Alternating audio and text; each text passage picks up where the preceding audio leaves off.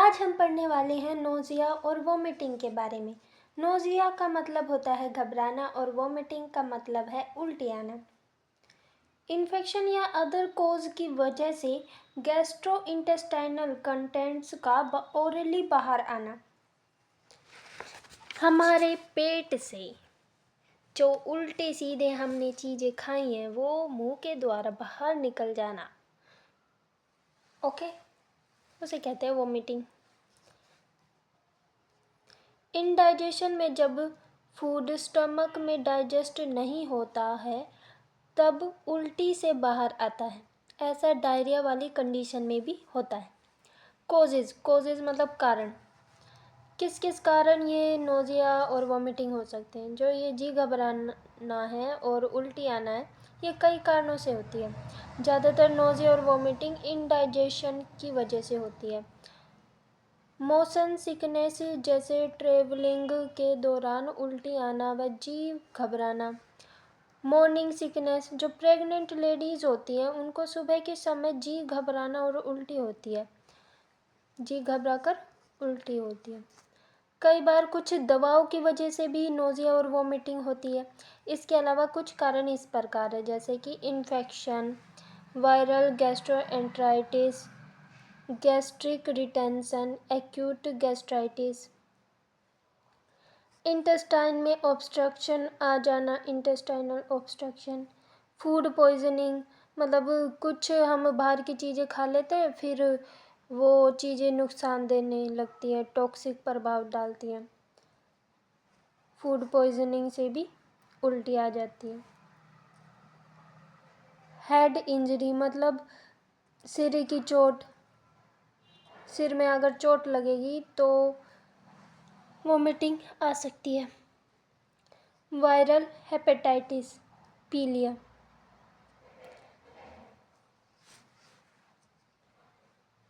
Sign और symptom मतलब लक्षण क्या क्या हैं? जब जी घबराएगा तो पेट में दर्द होएगा, मतलब वोमिटिंग आएगी तो पेट में दर्द तो होगा ही, और बुखार भी हो सकता है।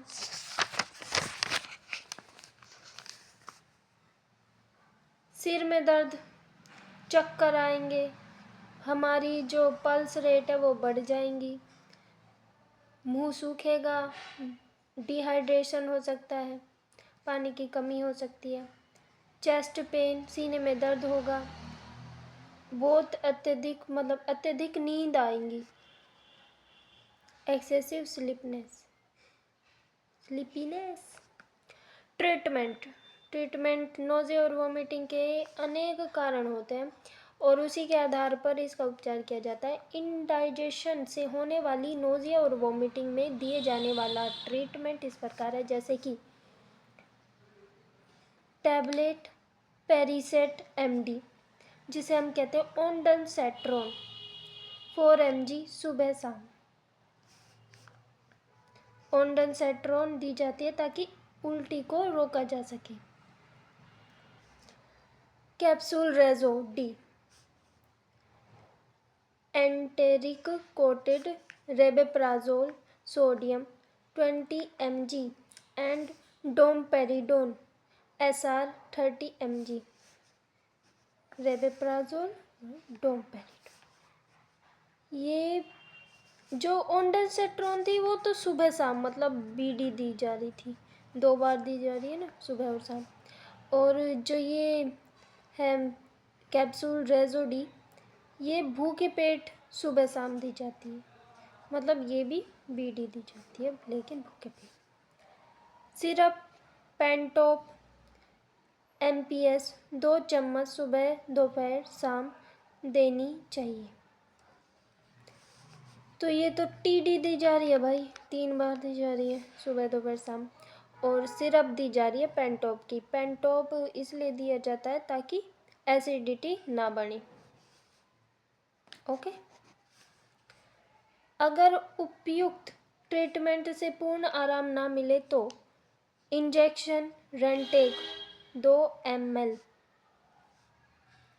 रेनिटीडाइन 50 mg मांसपेशी में अथवा ड्रिप में लगाया जा सकता है। रेंटेक या रेनिटीडाइन क्यों दिया जाता है? ताकि एसिडिटी ना हो, तो उसके लिए रेंटेक इंजेक्शन दिया जाता है।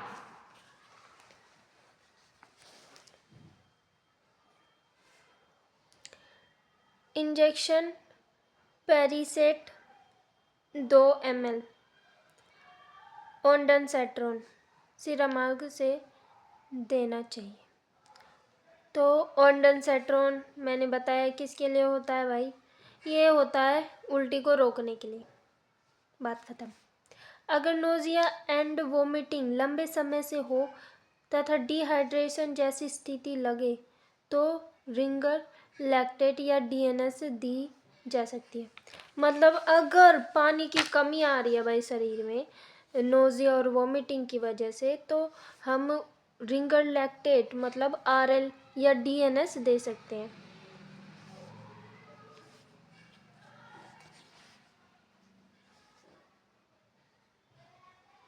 अगर पेट दर्द की शिकायत हो तो इंजेक्शन एक्वाडोल स्पास,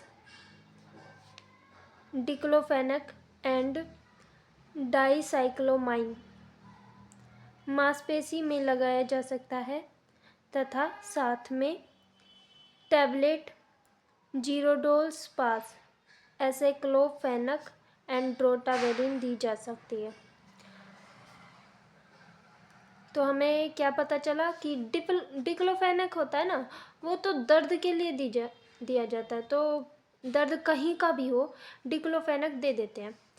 डाइसाइक्लोमाइन पेट दर्द के लिए स्पेशली दिया जाता है।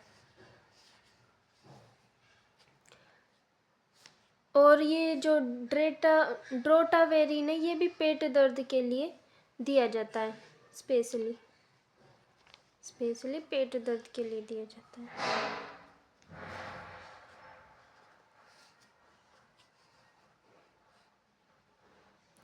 अगर nausea and vomiting travel sickness की वजह से या मोशन सिकनेस की वजह से हुई हो तो tablet Imikind MD, prochlorperazine maleate, mouth dissolving जब ज़रूरत हो तब दी जानी चाहिए। ओके, जब ज़रूरत हो तब दी जानी चाहिए। अगर प्रेगनेंसी में नोजिया एंड वोमिटिंग हो तो tablet Pregdox, doxylamine succinate, pyridoxine hydrochloride and folic acid रोज एक गोली रात को सोते वक्त लेनी चाहिए। रोज एक गोली रात को सोते वक्त लेनी चाहिए, लेकिन अधिक आवश्यकता होने पर सुबह दोपहर शाम ली जा सकती है। मतलब इसे ओटी भी ले सकते हैं और टीडीएस भी ले सकते हैं, मतलब 3 बार भी ले सकते हैं।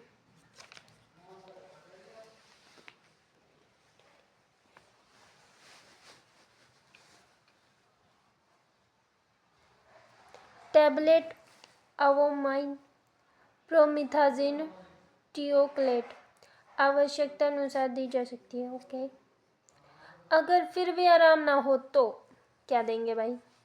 हम देंगे इंजेक्शन बायोन 12+, विटामिन B1 होगा इसमें, B6 और B12। 2 ml मांसपेशी में रोजाना 1 इंजेक्शन लगाया जा सकता है। बता, इंजेक्शन पेरिनोर्म में होता है चक्कर को रोकने के लिए। मेटोक्लोप्रामाइड 2 ml तथा इंजेक्शन रेंटेक बताया मैंने कि भाई ये होता है उल्टी को रोकने के लिए। रेंटेक रेनिटीडाइन ज़रूरत के हिसाब से ज़्यादा उल्टी होने पर दिए जा सकते हैं। ज़रूरत पड़ने पर dextrose normal saline and dextrose 5% की ड्रिप लगाई जा सकती है।